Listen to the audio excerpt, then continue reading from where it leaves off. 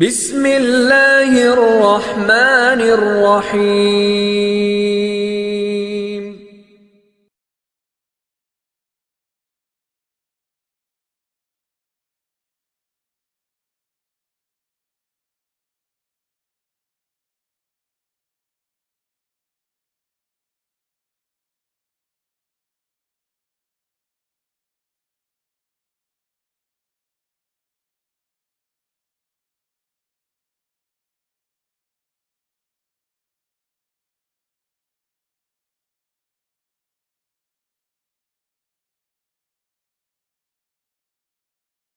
بسم اللہ الرحمن الرحیم۔ بسم اللہ الرحمن الرحیم۔ الحمد للہ رب العالمین والصلاة والسلام علی اشرف الانبیاء والمرسلین، اما بعد۔ قال اللہ تبارک و تعالی فی القرآن المجید، اعوذ باللہ من الشیطان الرجیم، بسم اللہ الرحمن الرحیم۔ حامیم والقرآن المبین، انا انزلناہ فی لیلۃ مبارکۃ انا کنا منذرین فیہا یفرق کل امر حکیم امرا من عندنا انا کنا مرسلین، صدق اللہ مولانا العظیم۔ وقال النبی صلی اللہ تعالی علیہ وسلم، شہر شعبان ترفع فیہ الاعمال الی رب العالمین، او کما قال صلی اللہ علیہ وآلہ وسلم۔ بزرگان محترم اور عزیزان گرامی، آپ کے سامنے قرآن مجید کی سورہ دخان سے ابتدائی 5 آیتیں تلاوت کی گئی ہیں، اور پیغمبر صلی اللہ علیہ وسلم کا ایک فرمان جس کو حدیث پاک کہتے ہیں آپ کو پڑھ کر سنایا گیا ہے۔ قرآن مجید کی آیت میں اللہ تبارک و تعالیٰ نے خود قرآن مجید کی قسم کھائی ہے اور یہ فرمایا ہے کہ ہم نے اس کو بہت ہی بابرکت رات میں نازل کیا ہے۔ مفسرین کرام نے جہاں پر یہ لکھا ہے کہ یہ رات شب قدر مراد ہے، وہیں پر یہ بھی لکھا ہے کہ اس رات سے شب برات بھی مراد ہے۔ اور الحمدللہ آج شام میں شب برات ہونے جا رہی ہے، جو اپنے آپ کو گناہوں سے پاک اور صاف کرنے کی رات ہے، گناہوں سے اپنے کو بری کرنے کی اور دور کرنے کی رات ہے۔ اللہ رب العزت فرما رہے ہیں کہ فیہا یفرق کل امر حکیم، اس رات میں بہت ہی اہم فیصلے کیے جاتے ہیں اللہ تبارک و تعالیٰ کے حکم سے، اور یہ سارے کے سارے معاملات، سارے کے سارے کام، سارے کے سارے مسائل اللہ تبارک و تعالیٰ کی طرف سے ہی کیے جاتے ہیں۔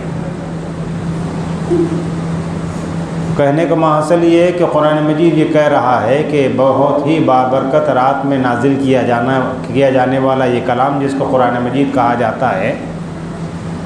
اللہ رب العزت کا کلام ہے، اللہ رب العزت کی کتاب ہے۔ اس آیت میں ایک نورانی رات کی طرف اشارہ کیا گیا ہے جس کو ہم اور آپ شب برات کہتے ہیں، اور شب برات اللہ کے بندوں کے لیے اللہ تبارک و تعالیٰ کی طرف سے ایک انعام ہے کہ اگر وہ بندے اس کا استقبال جیسے استقبال کرنا چاہیے اس اعتبار سے کرتے ہیں تو وہ اپنے آپ کو اللہ تبارک و تعالیٰ سے بہت قریب کرنے کی کوشش کرتے ہیں۔ یہ راتیں اور یہ دن اس لیے آتے ہیں ہماری زندگی میں کہ ہم اللہ تبارک و تعالیٰ سے لینے اور مانگنے والے بنیں، اللہ رب العزت سے تقرب کی منزلوں کو طے کرنے والے ہم خود بنیں۔ تو یہ موقع ہم کو اور آپ کو آواز دے رہے ہیں کہ کون ہیں اللہ کے بندے جو اللہ کے قریب ہونا چاہتے ہیں، اللہ سے لینا چاہتے ہیں۔ اور میں کہتا ہوں آپ سے کہ ہم میں سے ہر شخص اللہ تبارک و تعالیٰ سے لینے اور مانگنے کا محتاج ہے۔ کوئی شخص ایسا نہیں ہے جو یہ کہے کہ مجھے اللہ سے لینے کی اور مانگنے کی ضرورت نہیں ہے۔ اور اللہ کا احسان دیکھیے کہ اس نے دینے کے لیے ایک موقع بھی ہمیں اور آپ کو نصیب فرمایا ہے کہ اب سے چند گھنٹوں کے بعد وہ بابرکت رات جس کو شب برات کہتے ہیں ہمارے اوپر سایہ فگن ہونے والی، جو ہم سے یہ کہہ رہی ہے کہ تمہیں اللہ تبارک و تعالیٰ نے ایک موقع دیا ہے اپنی زندگی پر اثر نو جائزہ لینے کا، اپنی زندگیوں کے بارے میں دیکھ لینے کا کہ اس میں اللہ کی فرما برداری ہو رہی ہے یا نہیں ہو رہی ہے، یہ دیکھنے کے لیے کہ کہیں اللہ کی نافرمانی کر کے ہم اپنی دنیا اور آخرت کو برباد تو نہیں کر رہے ہیں، کیونکہ اللہ کے نبی صلی اللہ علیہ وسلم فرما رہے ہیں کہ ترفع فیہ الاعمال الی رب العالمین، کہ یہ وہ رات ہے، یہ وہ موقع ہے کہ جس میں اللہ کے بندوں کے اعمال اللہ تبارک و تعالیٰ کے سامنے پیش کیے جاتے ہیں۔ تو جہاں یہ کہا جا رہا ہے کہ اعمال نامے پیش کیے جاتے ہیں، وہیں پر کہیں نہ کہیں یہ بھی کہا جا رہا ہے کہ ذرا اپنے نامہ اعمال کا جائزہ تو لے لو اور دیکھ تو لو کہ کیا تم نے اس کے اندر اچھے کام بھرے ہیں یا خراب کام بھرے ہیں۔ اچھے کاموں پر اللہ کا شکر ادا کرو، اور جائزہ لینے کا مطلب یہ ہے کہ برے کاموں کو اس سے ختم کرنے، اور اگر کیے ہوں تو اس سے معافی مانگنے کی تمہیں ضرورت ہے، یہ کہا جا رہا ہے، یہ پیغام دیا جا رہا ہے۔ حضرت زید رضی اللہ تعالیٰ عنہ جو اللہ کے نبی صلی اللہ علیہ وسلم کے جلیل القدر صحابی ہیں، اور وہ اللہ کے نبی صلی اللہ علیہ وسلم کی اتنی خدمت کرتے تھے کہ لوگ ان کو اللہ کے نبی صلی اللہ علیہ وسلم کا بیٹا سمجھتے تھے، اتنی خدمت کرتے تھے۔ وہ بیان کرتے ہیں کہ میں نے اللہ کے نبی صلی اللہ علیہ وسلم سے ایک مرتبہ ماہ شعبان میں پوچھا کہ کیا بات ہے کہ آپ شعبان کے مہینے میں کثرت سے عبادت کرتے ہیں، کثرت سے اللہ تبارک و تعالیٰ کا ذکر کرتے ہیں، کثرت سے اللہ تبارک و تعالیٰ کی طرف دھیان کرتے ہیں؟ تو اس کے جواب میں پیغمبر صلی اللہ علیہ وسلم نے ارشاد فرمایا تھا کہ یہ وہ مہینہ ہے جس میں اللہ کے بندوں کے نام اعمال اللہ کے سامنے پیش کیے جاتے ہیں۔ میں چاہتا ہوں کہ جب میرا نام اعمال اللہ کے سامنے پیش کیا جائے، جب میرا نام اعمال اللہ کے سامنے کھولا جائے، تو میں اس وقت عبادت کر رہا ہوں، میں یہ چاہتا ہوں۔ اس لیے اللہ کے نبی صلی اللہ علیہ وسلم کثرت سے اس مہینے میں عبادت کرتے تھے۔ تو کہیں نہ کہیں ہم سے اور آپ سے یہ کہا جا رہا ہے، یہ پیغام دیا جا رہا ہے کہ عبادتوں کا موسم بہار رمضان المبارک اب آنا چاہتا ہے، اب ہمارے پاس اس کا آنا طے ہے، اور اس سے پہلے شب معراج اور اس کے بعد شب برات اور رمضان کے درمیان شب قدر، یہ وہ مواقع ہیں، یہ وہ راتیں ہیں جو ہمیں اللہ سے قریب کرنے کے لیے آتی ہیں، اللہ سے لینے اور مانگنے کا موقع دینے کے لیے آتی ہیں۔ اس لیے ہمیں ان راتوں کو عام راتوں کی طرح نہیں گزارنا ہے، اس کے اندر نیک کام کرنا ہے، عبادت کرنی ہے، کچھ اچھے کام کرنے ہیں۔ اور یہ بھی سن لیجئے کہ یہ راتیں جو ہے جاگنے کی رات نہیں ہے، بلکہ عبادت کی رات، اور یہ راتیں جو ہے بڑی رات نہیں ہے، بلکہ اللہ سے تقرب کی منزلوں کو طے کرنے کی رات ہے۔ تو نہ یہ بڑی رات ہے، نہ جاگنے کی رات ہے، یہ عبادت کی رات ہے، اور یہ نورانی رات ہے جو ہم سے یہ کہہ رہی ہے کہ اللہ کے بندوں غنیمت جانو ان فرصت کے لمحات کو، اللہ کے بندوں خوشی مناؤ ان لمحات کے ملنے پر کہ اللہ تبارک و تعالیٰ نے تمہیں اب نوازنے کا ارادہ فرمایا، تمہیں دینے کا وعدہ فرمایا ہے۔ اس لیے ہمیں ان راتوں کو نورانی رات سمجھتے ہوئے، فضیلت کی رات سمجھتے ہوئے،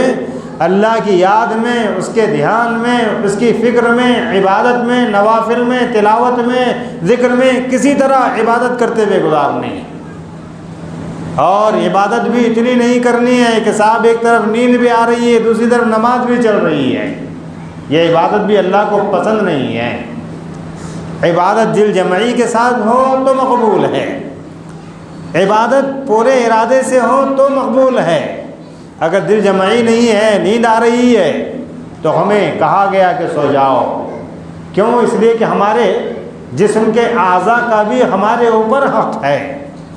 تو کیا کہیں گے آپ کہ ہمارے کتنے نوجوان دوست اور بھائی ہیں جو اس رات میں رات بھر جاگتے ہیں اور فجر کی نماز نہیں پڑھتے ہیں، اس رات میں رات بھر کام کرتے ہیں اور فجر میں وہ گل ہو جاتے ہیں۔ تو یہ بات مناسب نہیں ہے۔ علماء کرام نے تو یہاں تک لکھا کہ اس رات میں جس کو شب معراج، شب برات، شب قدر کہتے ہیں، اس رات میں بندہ کچھ نہیں کرتا ہے، صرف اتنا کرتا ہے کہ صاحب عشاء کی نماز اہتمام کے ساتھ پڑھتا ہے، عشاء کی نماز جماعت سے پڑھتا ہے،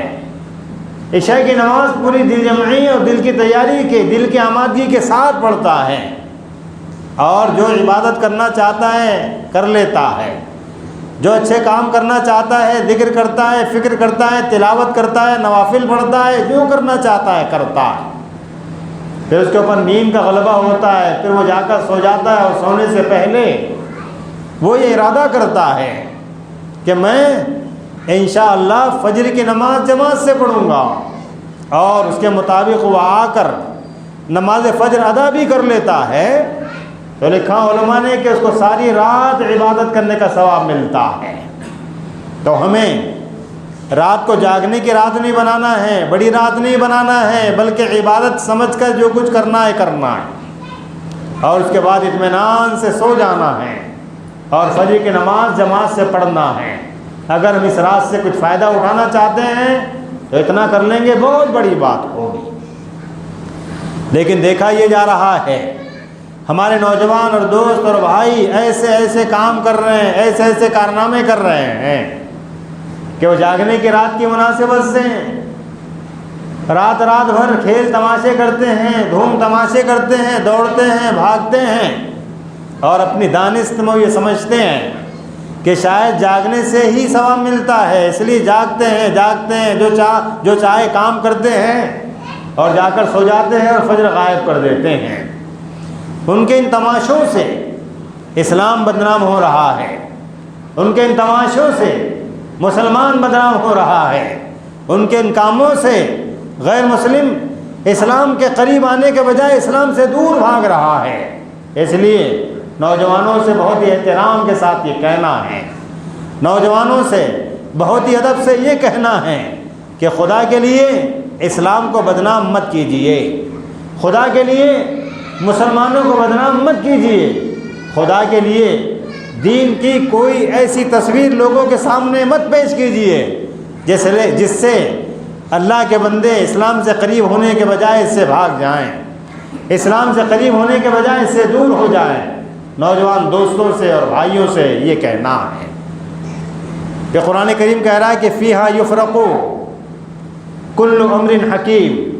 اس رات میں اللہ تبارک و تعالیٰ کی طرف سے بڑے بڑے فیصلے کیے جاتے ہیں۔ علماء کرام نے لکھا ہے کہ کیا فیصلے ہوتے ہیں؟ آئندہ 1 سال میں اللہ تبارک و تعالیٰ کی طرف سے ہمیں کتنا رزق ملنے والا ہے وہ اسی رات میں طے ہوتا ہے۔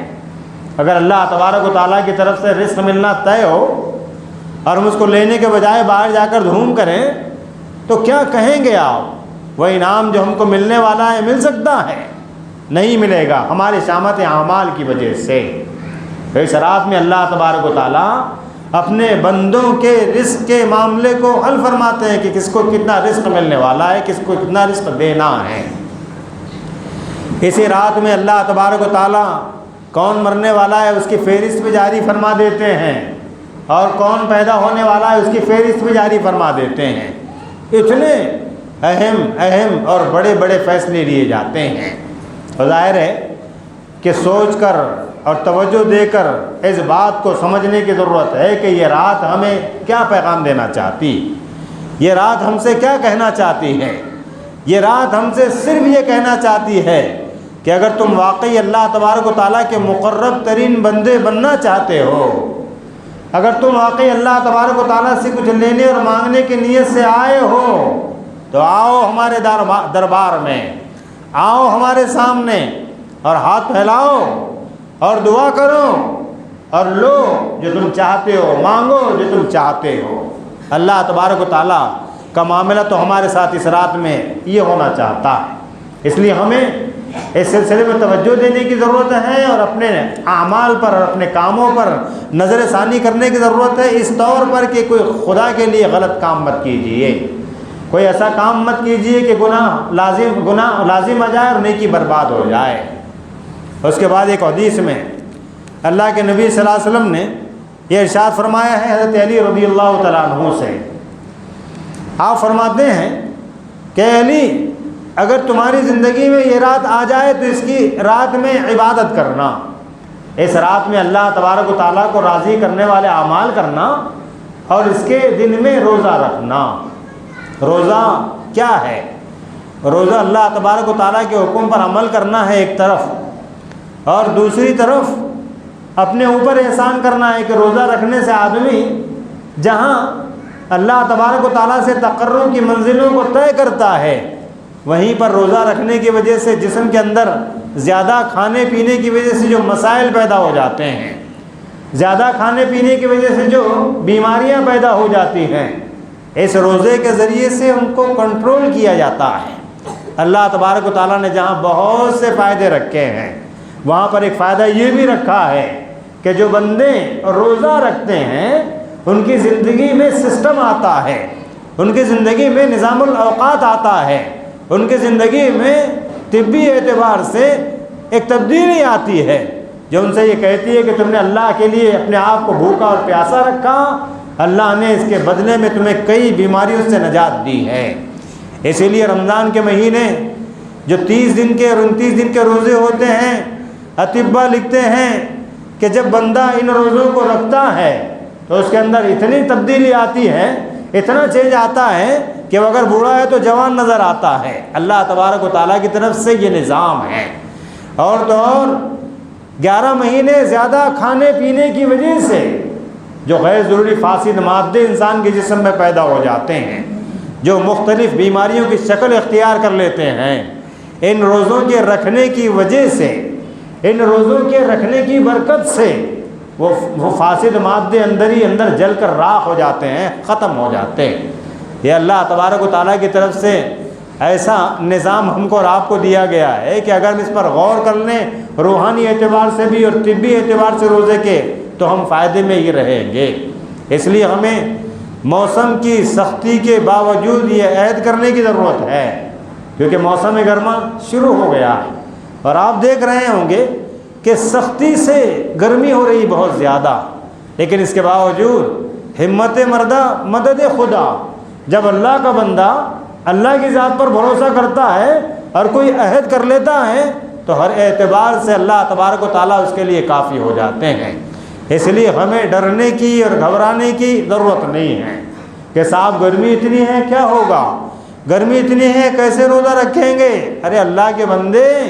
اللہ کے بعض بندے تو ایسے ہیں کہ جو اس چلچلاتی دھوپ میں روزہ بھی رکھتے ہیں اور کام بھی کرتے ہیں، پتہ نہیں اللہ تبارک و تعالیٰ ان کے ساتھ کیا معاملہ فرمائیں۔ یقیناً ہم لوگ تو چھاؤں میں رہتے ہیں، لیکن اللہ کے یہ بندے دھوپ میں سارے کام کرتے ہیں، یقین جانیے کہ اللہ اپنے شان ہی ان کو اجر عظیم دیں گے انشاءاللہ، کیونکہ ان کا روزہ بہرحال ہمارے روزے سے زیادہ اہم روزہ ہے۔ تو کہنے کا مقصد یہ ہے کہ پیغمبر صلی اللہ علیہ وسلم حضرت علی رضی اللہ عنہ سے فرمایا کہ جب تم دیکھو کہ شعبان کی یہ رات آ رہی ہے جس کو شب برات کہتے ہیں، تو اس میں عبادت کرنا اور اس کے دن میں روزہ رکھنا۔ اگر ہم اتنا کر لیں گے تو ظاہر ہے کہ اس سے فائدہ اٹھانے والے ہوں گے۔ ماں عائشہ صدیقہ رضی اللہ تعالیٰ عنہ بیان فرماتی ہیں، ایک مرتبہ ایک رات میں پیغمبر صلی اللہ علیہ وسلم کو میں نے اپنے بستر پر تلاش کیا تو آپ کو نہیں پایا۔ میں آپ کو تلاش کرنے کے لیے نکلی تو میں نے دیکھا کہ آپ جنت البقیع میں کھڑے ہوئے اور دعا فرما رہے ہیں۔ پیغمبر صلی اللہ علیہ وسلم سے حضرت عائشہ نے پوچھا کہ کیا بات ہے، کیسے تشریف لائے؟ اللہ کے نبی صلی اللہ علیہ وسلم پوچھا حضرت عائشہ سے کہ عائشہ تمہیں پتہ ہے کہ یہ کون سی رات ہے؟ یہ شب برات ہے، یہ اللہ تبارک و تعالیٰ سے قریب ہونے کی رات ہے، یہ اللہ سے لینے اور مانگنے کی رات ہے۔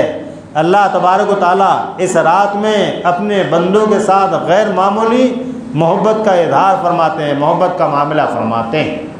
اللہ رب العزت اس رات میں اپنے بندوں کے ساتھ رحمت و مغفرت کا معاملہ فرماتے ہیں۔ ظاہر ہے کہ ہم سے اور آپ سے اللہ کے نبی صلی اللہ علیہ وسلم کا یہ فرمان یہ کہہ رہا ہے کہ اللہ کے نبی صلی اللہ علیہ وسلم نے حضرت عائشہ صدیقہ رضی اللہ عنہا سے یہ بیان فرمایا ہے کہ یہ رات بڑی فضیلت والی رات ہے، یہ رات بڑی اہم رات ہے جس کو شب برات کہا جاتا ہے۔ ظاہر ہے کہ ہم سے اور آپ سے یہی کہا جا رہا ہے کہ اللہ کے بندوں، اللہ کی رحمت متوجہ ہو گئی ہے، اللہ کے بندوں، اللہ تبارک و تعالیٰ اپنے بندوں کی طرف متوجہ ہو گئے ہیں۔ اب وہ یہ دیکھنا چاہتے ہیں کہ کون ہے میرے بندے جو میرے دربار میں آ کر عبادت کرتے ہیں، نوافل کا اہتمام کرتے ہیں، تلاوت کرتے ہیں، کوئی کام کرتے ہیں جس کا مقصد یہ ہے کہ میری رضا حاصل کرنا چاہتے ہیں، میری خوشنودی حاصل کرنا چاہتے ہیں، تو انہیں خوشخبری ہے کہ اللہ تبارک و تعالیٰ نے ایسے بندوں سے اپنے آپ کو راضی کر لیا ہے اور خوشخبری دی ہے کہ ایسے بندوں کو خوش ہونا چاہیے کہ اللہ تبارک و تعالیٰ کی رضا اور اس کی خوشنودی ان کو حاصل ہو گئی ہے۔ ایک حدیث میں پیغمبر صلی اللہ علیہ وسلم نے ارشاد فرمایا ہے کہ اس رات میں اللہ تبارک و تعالیٰ اپنے بندوں کے ساتھ کس قدر رحمت کا اور مغفرت کا معاملہ فرماتے ہیں، کس قدر ان کو معاف فرماتے ہیں، کتنی تعداد میں معاف فرماتے ہیں، اس حدیث میں اس کو بیان کیا گیا ہے۔ پیغمبر صلی اللہ علیہ وسلم بیان فرماتے ہیں کہ اللہ رب العزت اس رات میں قبیلہ بنو کلب کی بکریوں کے بالوں کے برابر، اس زمانے میں جس زمانے میں یہ بات کہی گئی ہے، عرب میں قبیلہ تھا، قبیلہ بنو کلب، وہ بہت زیادہ بکریوں کا مالک تھا۔ اس کے پاس اتنی بکریاں تھیں کہ لوگ مثال دیتے تھے کہ دیکھو اس کے پاس کتنی بکریاں ہیں۔ پیغمبر صلی اللہ علیہ وسلم فرمایا کہ قبیلہ بنو کلب کی بکریوں کے بالوں کے برابر اللہ تبارک و تعالیٰ اس رات میں اپنے بندوں کی مغفرت فرماتے ہیں، ان کو معاف فرماتے ہیں۔ اس ترقی یافتہ دور میں، سائنس کے دور میں، اگر مجھ سے اور آپ سے یہ کہہ دیا جائے کہ ذرا یہ بال کا گچھا ہے بکریوں کا، ذرا ان کو گن کر بتائیے، تو میں کہتا ہوں آپ سے کہ آدمی پاگل ہو جائے گا لیکن گن نہیں پائے گا۔ مثال کے ذریعے سے پیغام یہ دینا ہے، اللہ کے نبی صلی اللہ علیہ وسلم فرمانا یہ چاہتے ہیں کہ اس رات میں اللہ تبارک و تعالیٰ اپنے بندوں کی بے پناہ مغفرت فرماتے ہیں، بہت لا تعداد بندوں کی مغفرت فرماتے ہیں۔ تو دعا کرنا چاہیے کہ اللہ تبارک و تعالیٰ ان میں ہمیں بھی شامل فرما دیں، کیونکہ ہم میں سے ہر شخص اللہ تبارک و تعالیٰ کی طرف متوجہ ہونے کا پابند ہے۔ ہمیں اللہ تبارک و تعالیٰ سے لینے اور مانگنے کی ضرورت ہے، ہمیں اللہ تبارک و تعالیٰ کی رحمت کی اور مغفرت کی ضرورت ہے۔ اس رات میں جہاں بہت سے کام کرنے ہیں، وہاں کام یہ کرنا ہے سب سے بڑا کہ اپنے لیے دعاؤں کا اہتمام کرنا ہے۔ اللہ کے نبی صلی اللہ علیہ وسلم نے یہ فرمایا ہے کہ دعاؤں سے بہت سارے مسئلے حل ہو جاتے ہیں، اور دعاؤں کے بارے میں اکثر کہا کرتا ہوں ہمارے نوجوان دوستوں اور بھائیوں سے معذرت کے ساتھ، کیونکہ آج ماحول یہ بن گیا ہے کہ ادھر سلام پھیرتے ہیں امام صاحب، ہمارا نوجوان جو ہے مسجد کے باہر جانے کی کوشش کرتا ہے، فکر کرتا ہے، وہ اتنا بھی نہیں جانتا ہے کہ ایک روایت چلی آ رہی ہے کہ نماز کے بعد دعا مانگی جاتی ہے، ایک طریقہ چلا آ رہا ہے کہ صاحب نماز کے بعد دعا مانگی جاتی ہے، دعا مانگنا چاہیے۔ کیا کوئی شخص ایسا ہے جو دعاؤں کا محتاج نہیں ہے؟ کوئی شخص ایسا ہے جو یہ کہہ سکے کہ اس کو دعاؤں کی ضرورت نہیں ہے؟ ہر شخص دعاؤں کا محتاج ہے، ہر شخص جس کو دعاؤں کی ضرورت ہے، پھر وہ کیسے نماز کے بعد دعا مانگے بغیر مسجد کے باہر جا رہا ہے؟ دوستوں سے یہ کہنا ہے کہ اگرچہ کہ نماز کے بعد دعا مانگنا فرض نہیں ہے،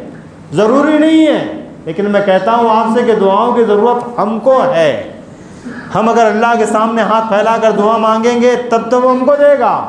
اور اگر ہم دعا نہیں مانگے تو اس کو کیا ضرورت ہے دینے کی؟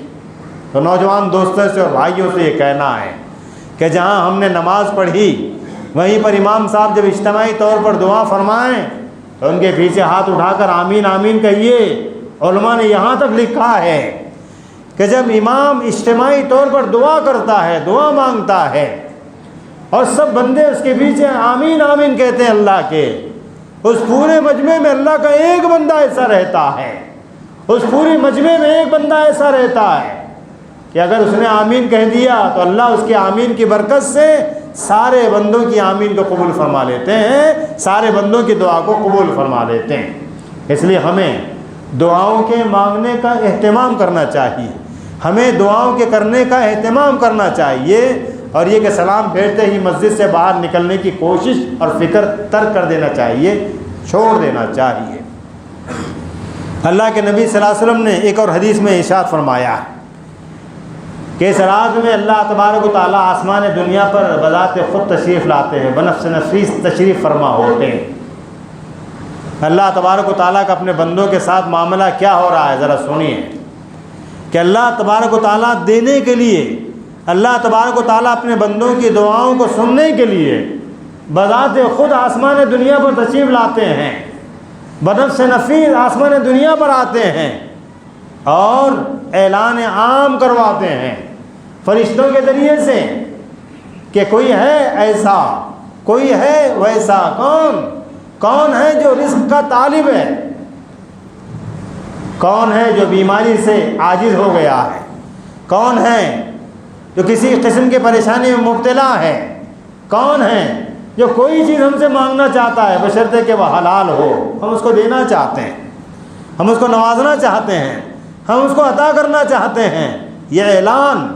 ہم سے یہ کہہ رہا ہے کہ عشاء کی نماز کے بعد مسجد کے باہر جا کر دھوم کرنے والوں، مسجد کے باہر جا کر تماشے کرنے والوں، اللہ کی رحمت تمہیں آواز دے رہی ہے اور تم ہیں کہ اس سے غافل ہو کر اپنی آخرت کو برباد کر رہے ہو۔ اللہ کے نبی صلی اللہ علیہ وسلم ہم سے اور آپ سے یہ فرمانا چاہتے ہیں کہ جب اللہ تبارک و تعالیٰ کی رحمت اس قدر متوجہ ہے تو ہمیں تو بہرحال اس سے لینے کی، اس سے مانگنے کی اور اس کی طرف متوجہ ہونے کی ضرورت ہے، کیونکہ اللہ تبارک و تعالیٰ بہرحال ہم کو اور آپ کو نوازنا چاہتے ہیں اور دینا چاہتے ہیں۔ اس پوری گفتگو سے ایک بات سمجھ میں آ گئی ہے کہ یہ رات اپنے آپ کو گناہوں سے بری الذمہ کرنے کی رات ہے، یہ رات اللہ تبارک و تعالیٰ سے لینے اور مانگنے کی رات، یہ رات اللہ تبارک و تعالیٰ کے سامنے اپنے گناہوں کے معافی مانگنے کی رات۔ یہ خلاصہ ہے اس پوری گفتگو کا، جس کا مطلب یہ ہے کہ ہم میں سے ہر بندہ اللہ تبارک و تعالیٰ سے لینے اور مانگنے کے سلسلے میں متوجہ ہو جائے اور اس امید پر اللہ سے مانگے کہ میرے اللہ ہر بندے کی دعا سنتے ہیں اور قبول فرماتے ہیں۔ ہمیں معلوم ہونا چاہیے کہ جب بندہ دعا مانگتا ہے تو اس کے دل میں اگر یہ بات ہے کہ اللہ سنتے ہیں اور مانتے ہیں تو اللہ تبارک و تعالیٰ اس کی دعا کو ضرور قبول فرماتے ہیں۔ اور اگر حال ہمارا یہ ہو جائے کہ دعا تو مانگ رہا ہے لیکن امید یہ ہے کہ صاحب اللہ سنیں گے نہیں سنیں گے، قبول کریں گے نہیں قبول کریں گے، تو یہ تذبذب کا معاملہ بھی اللہ تبارک و تعالیٰ کو پسند نہیں ہے۔ جب اللہ کے بندے اللہ سے مانگ رہے ہوں، اللہ کے بندے اللہ کی طرف متوجہ ہوں تو انہیں یہ مان لینا چاہیے، انہیں یہ طے کر لینا چاہیے کہ اللہ ہی ہیں دعا کو سنتے ہیں، اللہ ہی ہیں دعا کو قبول فرماتے ہیں، اللہ ہی ہیں جو دیتے ہیں، اللہ ہی ہیں جو نوازتے ہیں۔ اس امید کے ساتھ، اس بھروسے کے ساتھ، اس اعتماد کے ساتھ ہمیں اور آپ کو اس رات میں اللہ تبارک و تعالیٰ سے مانگنے کی ضرورت ہے۔ پھر جہاں پر پیغمبر صلی اللہ علیہ وسلم نے یہ تک فرما دیا ہے کہ اس رات میں اللہ تبارک و تعالیٰ قبیلہ بنو کلب کی بکریوں کے بالوں کے برابر اپنے بندوں کی مغفرت فرماتے ہیں، اس کا مطلب یہ ہوا کہ کثرت سے اللہ تبارک و تعالیٰ اس رات میں اپنے بندوں کے ساتھ مغفرت کا معاملہ فرماتے ہیں۔ لیکن اس کے باوجود کچھ اللہ کے بندے ایسے ہیں جو اس رات میں بھی اللہ تبارک و تعالیٰ کی رحمت سے اور مغفرت سے محروم رہ جاتے ہیں۔ اگر وہ اپنی زندگی پر اور اپنے اعمال پر نظر ثانی نہ کریں اور اپنے اعمال سے باز نہ آئیں تو یقین جانیے کہ اللہ تبارک و تعالیٰ ایسے بندوں سے ناراض رہتے ہیں۔ پیغمبر صلی اللہ علیہ وسلم نے فرمایا مختلف احادیث میں کہ اس رات میں جہاں پر اللہ تبارک و تعالیٰ بے پناہ لاتعداد بندوں کی مغفرت فرماتے ہیں، کچھ بندے ایسے ہیں کہ اگر وہ توبہ کر کے اپنی زندگی کے رخ کو تبدیل نہ کریں، اگر وہ اپنے گناہوں کی معافی مانگ کر زندگی کو تبدیل نہ کریں، اس رات میں بھی اللہ تبارک و تعالیٰ ایسے بندوں کو معاف نہیں فرماتے۔ وہ بندے کون ہیں؟ سب سے پہلا بندہ بیان کیا گیا ہے کہ وہ مشرک، جو اللہ کی ذات میں اور اس کی صفات میں کسی کو شریک سمجھتا ہے کہ نعوذ باللہ اللہ کے علاوہ بھی کوئی ہے جو کچھ کر سکتا ہے، کچھ بنا سکتا ہے، کچھ بگاڑ سکتا ہے، کوئی کچھ کر سکتا ہے۔ یقین جانیے کہ اللہ تبارک و تعالیٰ کے علاوہ کوئی کچھ نہیں کر سکتا ہے، اللہ کے علاوہ کوئی کچھ نہ بنا سکتا ہے اور نہ بگاڑ سکتا ہے۔ یہ ہمارا اور آپ کا ایمان ہے اور ہونا چاہیے۔ اگر اس ایمان میں ذرا سی بھی کمی رہ جائے، اگر اس ایمان میں ذرا سی بھی کمی رہ جائے تو یہ ایمان اللہ تبارک و تعالیٰ کے نزدیک مقبول نہیں ہے۔ تو پیغمبر صلی اللہ علیہ وسلم نے فرمایا اس رات میں مشرک بندے کو معاف نہیں کیا جاتا تا وقت ہے کہ وہ توبہ کر کے اپنی ایک نئی زندگی کا آغاز نہ کر دے۔ قرآن کریم کہتا ہے، ترجمہ اس کا یہ ہے کہ اللہ تبارک و تعالیٰ اپنے سارے بندے کے سارے گناہوں کو معاف فرما دیتے ہیں۔ اللہ تبارک و تعالیٰ اپنے تمام بندوں کے تمام گناہوں کو معاف فرما دیتے ہیں، لیکن شرک، اس گناہ کو اللہ تبارک و تعالیٰ معاف نہیں فرماتے۔ قرآن مجید کی آیت کا یہ مفہوم ہے جو ہم سے یہ کہہ رہا ہے کہ اگر شرک کا شائبہ بھی ہمارے دل و دماغ میں ہے تو اس کو نکال کر کھرچ کر پھینکنے کی ضرورت ہے۔ اس کے بعد پیغمبر صلی اللہ علیہ وسلم نے فرمایا کہ کینہ پرور جو مسلمانوں کے لیے، اپنے بہن بھائیوں کے لیے اپنے دل میں نامناسب جذبات رکھتا ہے، دشمنی کے جذبات رکھتا ہے، ان کو نقصان پہنچانے کے جذبات رکھتا ہے، تو فرمائے کہ یہ کینہ پرور ہے۔ ایسے بندوں کو بھی اللہ تبارک و تعالیٰ اس رات میں معاف نہیں فرماتے ہیں۔ اس لیے ہمیں اپنی زندگیوں کا جائزہ لینے کی ضرورت ہے۔ کیوں؟ اس لیے کہ ہم اس معاشرے میں رہتے ہیں، اس سماج میں رہتے ہیں جہاں پر ہم خود اپنے سگے بھائی بہنوں سے سیدھے منہ بات کرنے کے لیے تیار نہیں ہیں۔ یہ چاہے کہ مسلمان بھائیوں سے ہمارا تعلق کیا ہے اور کیا ہونا چاہیے۔ میرے بھائیوں، ہمیں ایک دوسرے کا احترام کرنے کی ضرورت ہے، ایک دوسرے کے لیے اپنے دل میں محبت کے جذبات رکھنے کی ضرورت ہے، اور آپس کے ان غیر ضروری مسائل کو ختم کرنے کی ضرورت ہے جس کی وجہ سے معاشرے میں انتشار پیدا ہوتا ہے اور ایک دوسرے کے لیے دلوں میں خرابی پیدا ہوتی۔ اس رات میں اللہ کے نبی صلی اللہ علیہ وسلم نے فرمایا کہ اس رات میں کینہ پرور کو بھی اللہ تبارک و تعالیٰ معاف نہیں فرماتے ہیں۔ تیسرا، اللہ کا بندہ وہ ہے جس کو والدین کا نافرمان کہا جاتا ہے۔ اس دور میں جس دور میں ہم جیتے ہیں، اس دور میں ماں باپ کو جب وہ بڑھاپے میں پہنچ جاتے ہیں تو پرانا سامان سمجھ کے کمرے میں بند کر دیا جاتا ہے، روز مرنے کے لیے، روز زندہ رہنے کے لیے، اٹھتے بیٹھتے تکلیف دینے کے لیے ہم اور آپ یہ کر رہے ہیں۔ ہمارے معاشرے میں یہ ہو رہا ہے۔ میرے بھائیوں، قرآن کریم کہتا ہے وَقَضَىٰ رَبُّكَ أَلَّا تَعْبُدُوا إِلَّا إِيَّاهُ وَبِالْوَالِدَيْنِ إِحْسَانًا۔ انداز پر غور کیجئے، قرآن کریم کا انداز بیان کیا ہے۔ وہ یہ کہہ رہا ہے کہ تیرے رب نے یہ فیصلہ کر دیا ہے کہ عبادت تو اکیلے اللہ رب العزت کی جائے گی، اور اس کے فوراً بعد ذکر کیا کہ وَبِالْوَالِدَيْنِ إِحْسَانًا، ماں باپ کے ساتھ اس نے سلوک کا معاملہ کیا جائے۔ کس قدر بڑا کام ہے، کس قدر بڑا معاملہ ہے، کس قدر اہم مرحلہ ہے، کس قدر اہم مسئلہ ہے ہمارے والدین کے سلسلے میں، جو قرآن کریم ہم سے یہ کہہ رہا ہے کہ اپنے ماں باپ کے ساتھ حسن سلوک کرنا، اپنے ماں باپ کی باتوں کو سننا ماننا، ان کی خدمت کرنا۔ اگر کوئی بندہ ایسا کرتا ہے تو دونوں جہاں میں کامیاب ہے،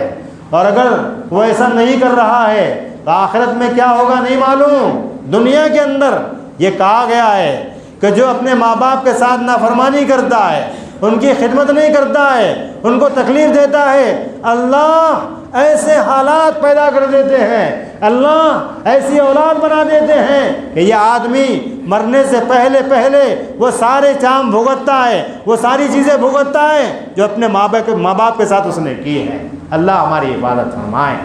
اس رات میں جہاں پر اللہ تبارک و تعالیٰ نے وعدہ فرمایا ہے کہ میں اپنے لاتعداد بندوں کی مغفرت کرتا ہوں، انہیں معاف کرتا ہوں، انہیں بخش دیتا ہوں، اللہ کے یہ بندے اللہ کی بخشش سے محروم رہ جاتے ہیں۔ اللہ تبارک و تعالیٰ ایسے بندوں کو معاف نہیں فرماتے ہیں۔ اس کے بعد شرابی کے بارے میں آیا ہے کہ اس رات میں اس کی بھی مغفرت نہیں ہوتی ہے۔ اور شرابی کے بارے میں کیا کہنا، ہمارے معاشرے کے اندر شراب کو نام بدل کر پینے کا ماحول پایا جاتا۔ کچھ لوگ یہ کہتے ہیں کہ صاحب اتنی تعداد میں، اتنی مقدار میں پینا جس سے نشہ نہ آئے وہ جائز ہے، انہوں نے اپنے طور پر جائز کر لیا۔ کچھ لوگ کہتے ہیں کہ یہ وسکی ہے، اس کے پینے سے طاقت آتی ہے، یہ اس کے فائدے بیان کرتے ہیں۔ تو سنیے، شراب کے 1,00,000 فائدے بیان کیجئے اور شراب کے 1,000 نام رکھ لیجئے، وہ حرام ہے، وہ حرام ہے، وہ حرام ہے، کیونکہ پیغمبر صلی اللہ علیہ وسلم نے ارشاد فرمایا کہ ہر وہ چیز جس سے نشہ پیدا ہو کم یا زیادہ وہ حرام ہے، اور شراب کے اندر یہ چیز پائی جاتی ہے اس لیے حرام ہے۔ پیغمبر صلی اللہ علیہ وسلم فرمائے کہ شرابی کی اس رات میں مغفرت نہیں ہوتی۔ اور آخری، قاطع رحم، رشتوں کو توڑنے والا، ہمارے ماحول میں، مزاج میں، سوسائٹی میں، سماج میں آج اس پر اتنا عمل ہو رہا ہے کہ ذرا سی بات کو بنیاد اور عنوان و بہانہ بنا کر ہم رشتوں کو توڑ دیتے ہیں، ایک دوسرے سے دور ہو جاتے ہیں۔ تو سنیے پیغمبر صلی اللہ علیہ وسلم کیا فرماتے ہیں کہ جو شخص یہ چاہتا ہے کہ اللہ اس کی عمر میں، اس کے رزق میں اضافہ فرمائیں، اس کو چاہیے کہ وہ رشتوں کو جوڑنے کی کوشش کرے، وہ رشتوں کے توڑنے سے بچتا رہے۔ کس قدر خوشخبری دی گئی ہے کہ اللہ ہمارے رزق میں برکت فرمانا چاہتے ہیں، ہماری عمر میں برکت دینا چاہتے ہیں، اس طور پر کہ اگر ہم رشتوں کو توڑنے کے بجائے جوڑنے والے بنے تو اللہ تبارک و تعالیٰ یہ معاملہ ہمارے ساتھ فرمانا چاہتے ہیں۔ اور تو اور ایک حدیث میں پیغمبر صلی اللہ علیہ وسلم نے فرمایا کہ وہ شخص جنت کی خوشبو نہیں پا سکتا، جانا تو بہت دور کی بات، وہ شخص جنت کی خوشبو بھی نہیں پائے گا جو رشتوں کو توڑتا ہے جوڑنے کے بجائے۔ پیغمبر صلی اللہ علیہ وسلم کا یہ فرمان ہم سے یہ کہہ رہا ہے کہ ذرا سی باتوں کو بہانہ بنا کر رشتوں کو توڑنے والوں خبردار ہو جاؤ، اپنے آپ کو ذرا نرم مزاج بناؤ، اپنے اندر برداشت کرنے کا مادہ پیدا کرو، سننے کی عادت ڈالو، رشتوں کو جوڑو، توڑو نہیں، کیونکہ اللہ تبارک و تعالیٰ کو پسند نہیں ہے۔ آئیے دعا کرتے ہیں کہ اللہ تبارک و تعالیٰ ہمیں اس رات سے صحیح طور پر فائدہ اٹھانے کی توفیق عطا فرمائے، اس رات کا استقبال اس طور پر کرنے کی توفیق عطا فرمائے کہ ہم اس رات میں اللہ تبارک و تعالیٰ سے لینے اور مانگنے والے بنیں اور اپنی آخرت کو کامیاب کرنے والے اعمال کرنے کی کوشش کریں۔ ایک اعلان جو ہمیشہ اس مسجد سے کیا جاتا ہے، آپ سب واقف ہیں کہ جس مسجد میں ہم بیٹھے ہوئے ہیں یہ خدمت خلق کے کاموں کا ایک بہت بڑا مرکز ہے، اور خدمت خلق کا مسئلہ یہ ہے کہ اللہ کے مخلوق کی خدمت کرنا ایسے ہے جیسے اللہ تبارک و تعالیٰ کی خدمت کرنا ہے۔ ہمیں اللہ تبارک و تعالیٰ نے متوجہ فرمایا ہے کہ جو میری فرمایا کہ مخلوق کی خدمت کرے گا گویا وہ میری خدمت کرے گا، تو ہمیں اس طرف توجہ دینے کی ضرورت ہے کہ یہاں پر کتنے بڑے بڑے کام کیے جاتے ہیں۔ ہونا تو یہ چاہیے کہ یہ کام سب مل کر کریں، لیکن یہ لوگ ہماری طرف سے نمائندگی کرتے ہوئے ہمارے کام کو اپنے ذمے لے کر ایک اچھے انداز سے کام کرتے ہیں۔ اور کام بھی کیا ہے؟ سب سے بڑا کام یہ ہے کہ اورنگ آباد کے تقریباً 15 ایسے ہاسپٹل ہیں، دواخانے ہیں جہاں کے مریضوں کو اور ان کے ساتھ میں آنے والے لوگوں کو کھانا پہنچانے کی ذمہ داری ان لوگوں نے اٹھا کے رکھی۔ اس بات کا ہمیں اندازہ نہیں ہے کہ یہ کتنا بڑا کام ہے۔ خدا نہ کرے ہمیں اگر اپنے شہر کو چھوڑ کر کہیں اور جا کر علاج کرنے کی نوبت آ جائے تو وہاں پر آدمی کو اندازہ ہوتا ہے کہ کس قدر مسائل ہیں، کس قدر مرحلے ہیں، کس قدر پریشانیاں ہیں، کس قدر مصیبتیں ہیں اس مسئلے میں، اس راستے میں۔ اللہ تبارک و تعالی ہماری حفاظت فرمائے۔ ہمیں ایک موقع مل رہا ہے کہ اللہ کے ان بندوں نے ہماری طرف سے ذمہ داری قبول کر لی ہے، تو ہمیں ان کا تعاون کرنا چاہیے۔ ظاہر ہے کہ بڑے بڑے کاموں کے انجام دینے کے لیے، بڑے بڑے کاموں کے کرنے کے لیے بڑے بڑے خرچے ہوتے ہیں، اور اللہ تبارک و تعالیٰ نے ذریعے کے طور پر ہم کو اور آپ کو اس کے لیے قبول فرمایا۔ ذمہ داروں نے یہ کہا ہے کہ اس کام کا جو خرچ ہے یہیں کے تعاون پر پورا کیا جاتا ہے، باہر کوئی سفیر نہیں ہے، کوئی آدمی متعین نہیں ہے کہ صاحب وہ جا کر لائے گا اور جمع کرے گا تو یہ کام چلے گا، یہیں پر یہ سب اکٹھا کیا جاتا ہے، یہیں سے یہ خدمت انجام دی جاتی ہے۔ تو ہماری ذمہ داری ہے کہ ہم دامیں درہمیں سخنیں ان کا تعاون کریں، ان کی مدد کریں۔ اور خرچ کرنے کا مرحلہ تو یہ ہے کہ قرآن مجید میں اللہ تبارک و تعالیٰ نے ارشاد فرمایا ہے کہ جو کچھ بھی تم اللہ کے راستے میں دو گے اسی دنیا میں اللہ تبارک و تعالیٰ تم کو لوٹائیں گے، اور آخرت میں کیا کہنا کہ اللہ تبارک و تعالیٰ یقیناً وہاں پر اپنے شان شان ہم کو اور آپ کو اجر عظیم عطا فرمائیں گے۔ اور یہ بات بھی یاد رکھنی ہے، یہ جو مال ہے جس کو ہم اپنا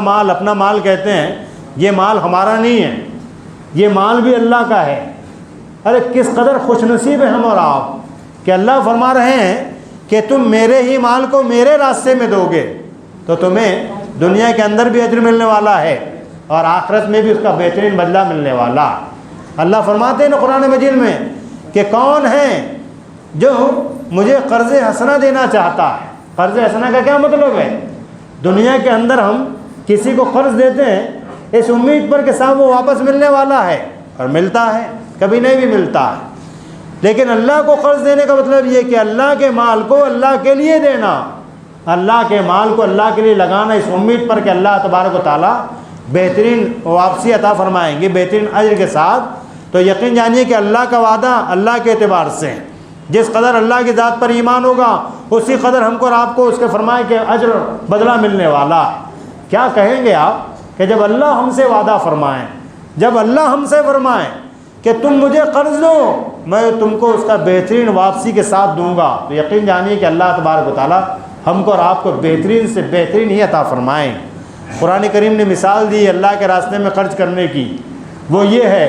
کہ اللہ کے راستے میں خرچ کرنے کا مطلب یہ ہے کہ ایک دانہ زمین میں کسی نے بویا اور ڈالا، اس سے ایک پودا نکلا، اس کو کئی بالیں آئی، ہر بالی میں 100 دانے ہیں۔ ایک دانہ ڈالا تھا، بدلے میں کئی بالیاں آئی، اس میں کئی دانے ہیں۔ قرآن مجید کہہ رہا ہے کہ اللہ تبارک و تعالیٰ جب نوازنے پر آتے ہیں، جب دینے پر آتے ہیں تو اس سے بھی زیادہ ہم کو اور آپ کو عطا فرماتے ہیں۔ اس لیے ہمیں اس سلسلے میں توجہ دینے کی ضرورت ہے، ان کا زیادہ سے زیادہ تعاون کرنے کی ضرورت ہے۔ اور تو اور یہاں پر رشتہ پیامات شادی کا ایک سینٹر بھی قائم کیا گیا ہے۔ آج کل ہمارے سوسائٹی میں اور معاشرے میں مشاہدوں کا جو عالم ہے، رشتہ ہو یا نہ ہو پہلے ان کی فیس ادا کرنی پڑتی، اور نئے نئے لوگ آئیں نئے نئے طریقے سے نئے نئے عنوان سے ظاہر ہے کہ فیس بھرنی پڑتی۔ یہ کام یہاں پر فی سبیل اللہ کیا جاتا ہے، رہنمائی کی جاتی ہے، اشارے دیے جاتے ہیں اور کچھ نہ کچھ پتے دیے جاتے ہیں کہ صاحب یہاں جا کر ملاقات کیجئے، وہاں جا کر دیکھیے، کہیں نہ کہیں معاملہ جڑ جاتا ہے، کہیں نہ کہیں معاملہ حل ہو جاتا ہے۔ یہ کام فی سبیل اللہ یہاں پر کیا جا رہا۔ اور اس سے بڑا کام یہ ہے کہ اگر کسی کا انتقال ہو جائے تو ڈیڈ باڈی کو انتظار کے لیے اگر رکھنا ہے تو یہاں سے وہ چیز فراہم کی جاتی ہے کہ آپ جب تک چاہیں ڈیڈ باڈی کو اپنے پاس رکھیے اس کے اندر، اور وہ سارا سامان یہاں پر فی سبیل اللہ مہیا کرایا جاتا ہے، پہنچایا جاتا ہے۔ اسی کے ساتھ ساتھ کسی گھر میں میت ہو جائے، کسی کا انتقال ہو جائے تو ظاہر ہے کہ فوراً ہی کھانے پینے کا نظم نہیں ہوتا ہے۔ ان لوگوں نے اس کا بھی انتظام کر رکھا ہے کہ اگر آپ آ کر بول دیں کہ صاحب اتنے لوگ ہیں، مہمان آئے ہوئے ہیں، آپ ان کے کھانے کا انتظام کیجئے، تو وہ آپ کے گھر تک کھانا پہنچا دیتے ہیں۔ یہ کام بہت بڑی توجہ کے طالب ہیں، یہ کام بہت بڑے ہیں، اور یقین جانیے کہ اللہ کے جو بندے اللہ کی رضا کے لیے، اس کی خوشنودی کے لیے اس کام میں جتنا حصہ لیں گے، جیسا حصہ لیں گے، اللہ تبارک و تعالیٰ اسی اعتبار سے ان کو اجر عطا فرمائیں گے، بدلہ عطا فرمائیں گے۔ اس لیے ہمیں یہیں پر تعاون پر اکتفا نہ کرتے ہوئے اپنے حلقہ احباب میں، اپنے دوستوں میں، رشتہ داروں میں اس بات کو چلانے کی ضرورت ہے کہ صاحب ایک سینٹر ہے جس کو مسجد جمیل بیگ کہا جاتا ہے، یہاں پر تعمیر ملت کے زیر اہتمام اتنے بڑے بڑے کام کیے جا رہے ہیں۔ اس لیے ہمارا کچھ نہ کچھ تعاون وہاں پر پہنچنا چاہیے، اور تعاون پہنچانے کے مختلف وسائل ہیں، ذرائع ہیں۔ ہم خود بھی آ کر یہاں پر یہ تعاون کر سکتے ہیں۔ دعا فرمائی کہ اللہ تبارک و تعالیٰ ہمیں ایسے کرنے کی توفیق عطا فرمائے۔ وآخر دعوانا ان الحمد للہ رب العالمین۔